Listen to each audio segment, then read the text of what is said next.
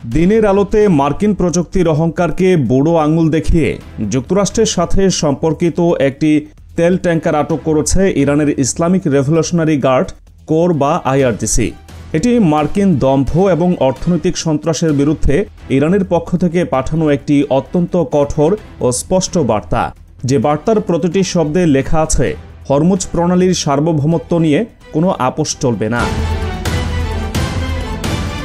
Oman উপসাগর, যা বিশ্বের অন্যতম ব্যস্ত এবং গুরুত্বপূর্ণ সামুদ্রিক পথ, নভেম্বরের এক সকালে মার্শাল আইল্যান্ডের পতাকাবাহী তালার নামের বিশাল তেল ট্যাঙ্কারটি তার নির্ধারিত বাণিজ্যিক পথেই চলছিল। বিশ্বের যে কোনো মেরিটাইম ট্র্যাকিং সিস্টেম যেমন মেরিন ট্রাফিকের পর্দায় তার গতিবিধি ছিল সম্পূর্ণ স্বাভাবিক, কিন্তু হঠাৎ করেই ট্র্যাকিং সিস্টেম এক অবিশ্বাস্য পরিবর্তন রেকর্ড করে। জাহাজটি তার রুট থেকে সরে গিয়ে পূর্ণ গতিতে ইরানের উপকূলের দিকে এগোতে শুরু করে। কিছুক্ষণের মধ্যেই বিশ্বের শীর্ষস্থানীয় সংবাদ সংস্থা রয়টার্স এবং অ্যাসোসিয়েটেড প্রেস মার্কিন প্রতিরক্ষা কর্মকর্তাদের বরাতে খবরটি নিশ্চিত করে তেল ট্যাঙ্কারটি এখন আইআরজিসির পূর্ণ নিয়ন্ত্রণে। যেভাবে এই অভিযানটি চালানো হয়েছে তা যে কোনো হলিউড সিনেমার চিত্রনাট্যকেও হার মানাবে। দ্য মেরিটাইম এক্সিকিউটিভের মতো আন্তর্জাতিক সামুদ্রিক নিরাপত্তা বিষয়ক জার্নালের প্রতিবেদন থেকে জানা যায়, আইআরজিসির নৌবাহিনী এই অভিযানটি পরিচালনা করে বিদ্যুৎ গতিতে। প্রথমে কয়েকটি দ্রুতগতির জুলফিকার ক্লাস স্পিডবোট, যেগুলো অত্যাধুনিক অ্যান্টিশিপ মিসাইল ও ভারী মেশিনগানে সজ্জিত, সেগুলো সাধারণ মাছ ধরার নৌকার আড়াল থেকে বেরিয়ে এসে ট্যাঙ্কারটিকে চারদিক থেকে ঘিরে ফেলে। এই বোটগুলোর গতি এতটাই বেশি ছিল যে বিশাল ট্যাঙ্কারটির পক্ষে সামান্যতম পালানোর চেষ্টা করাও সম্ভব ছিল না।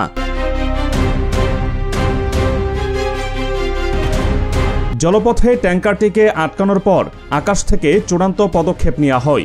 আইআরজিসির নৌবাহিনীর ব্যবহৃত একটি সিকোরস্কি SH-3 সিকিং হেলিকপ্টার সরাসরি ট্যাঙ্কারের উপরে এসে স্থির হয়। এরপর সেই হেলিকপ্টার থেকে ফাস্ট রোপিং কৌশলে নেমে আসে আইআরজিসির এলিট কমান্ডো ইউনিট, চেপা নেভি স্পেশাল ফোর্স বা SNSF এর সশস্ত্র সদস্যরা।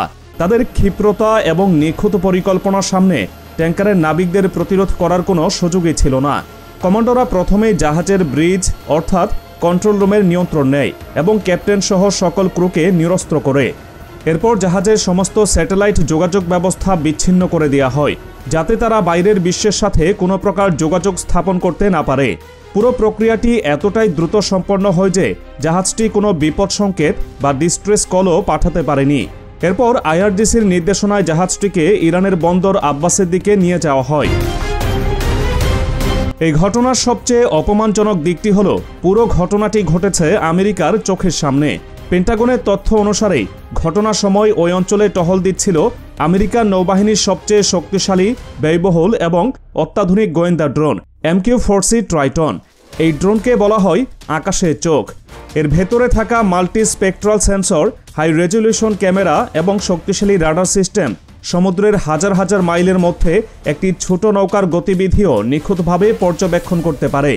পেন্টাগন এই $1 ট্রিলিয়ন প্রযুক্তি মোতায়েন করেছিল ইরানকে এই বার্তা দিতে যে হরমুজের জলে তাদের প্রতিটি পদক্ষেপ নজরদারিতে রয়েছে। কিন্তু ইরান সেই বার্তারই এক মোক্ষম জবাব দিল। তারা শুধু ট্যাঙ্কার আটক করেনি, তারা মার্কিন প্রযুক্তির অহংকারকেও যেন আটক করে নিয়ে গেছে।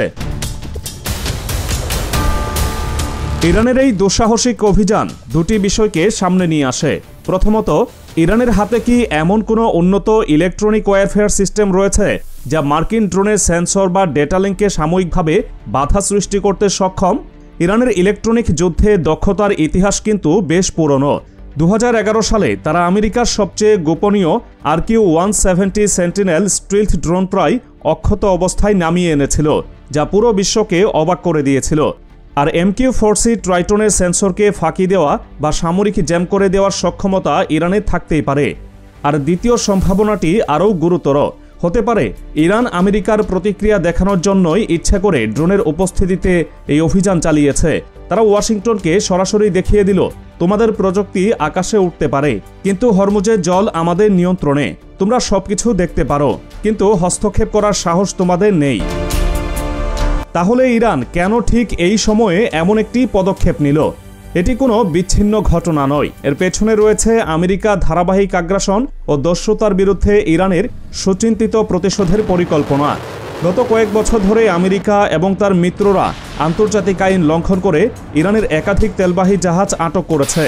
তারা বিভিন্ন দেশকে চাপ প্রয়োগ করে ইরানি তেল বাজেয়াপ্ত করেছে, যার একমাত্র উদ্দেশ্য ছিল ইরানের অর্থনীতিকে ধ্বংস করে দেওয়া। উদাহরণস্বরূপ 2019 সালে ব্রিটিশ মেরিন সেনারা জিব্রাল্টার প্রণালীতে ইরানের তেল ট্যাঙ্কার গ্রেস 1, পরবর্তীতে আদ্রিয়ান দরিয়া 1 আটক করে। সম্প্রতি গ্রিসও আমেরিকা চাপে পড়ে একটি ইরানি ট্যাঙ্কার আটক করে তার তেল আমেরিকার হাতে তুলে দিয়েছিল।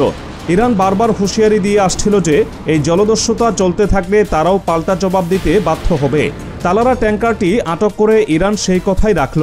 তারা বুঝিয়ে দিল খেলার নিয়ম সবার জন্য এক, হরমুজের জল একতরফা খেলার জায়গা নয়। এই পদক্ষেপের পেছনে দ্বিতীয় গুরুত্বপূর্ণ কারণটি হল মার্কিন নিষেধাজ্ঞার বিরুদ্ধে পাল্টা চাপ তৈরি করা। ডোনাল্ড ট্রাম্পের প্রশাসন ইরানের উপর সর্বোচ্চ চাপ প্রয়োগের যে নীতি গ্রহণ করেছিল তার অংশ হিসেবে ইরানে তেল রপ্তানি প্রায় শূন্যের কোঠায় নামিয়ে আনার চেষ্টা করা হয়। সম্প্রতি ইরানের মিসাইল ও ড্রোন কর্মসূচির সাথে জড়িত থাকার অভিযোগে নতুন করেও বেশ কিছু নিষেধাজ্ঞা আরোপ করা হয়েছে। ইরান এই ট্যাঙ্কার আটকের মাধ্যমে আমেরিকাকে একটি স্পষ্ট অর্থনৈতিক বার্তা দিয়েছে। বিশ্বের মোট সামুদ্রিক তেলের প্রায় 30% পরিবাহিত হয় হরমুজ প্রণালী দিয়ে।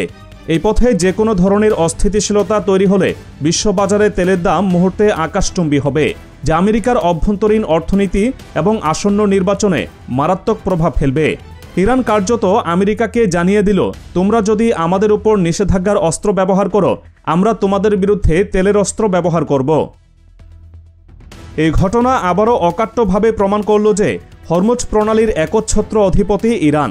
ভৌগোলিকভাবে এই সংকীর্ণ জলপথের সিংহভাগ উপকূল ইরানের নিয়ন্ত্রণে।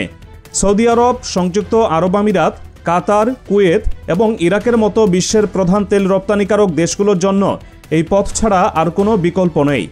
ইরান যদি কোনো কারণে এই প্রণালী বন্ধ করে দেয়, তবে বিশ্ব অর্থনীতি কয়েকদিনের মধ্যে ভেঙে পড়বে। এই ট্যাঙ্কার আটক শুধু ইরানের সামরিক শক্তির প্রদর্শন নয়, এটি তাদের হাতে থাকা এই ভয়ঙ্কর অর্থনৈতিক তুরুপে তাসটি বিশ্বকে আরও একবার মনে করিয়ে দেওয়া।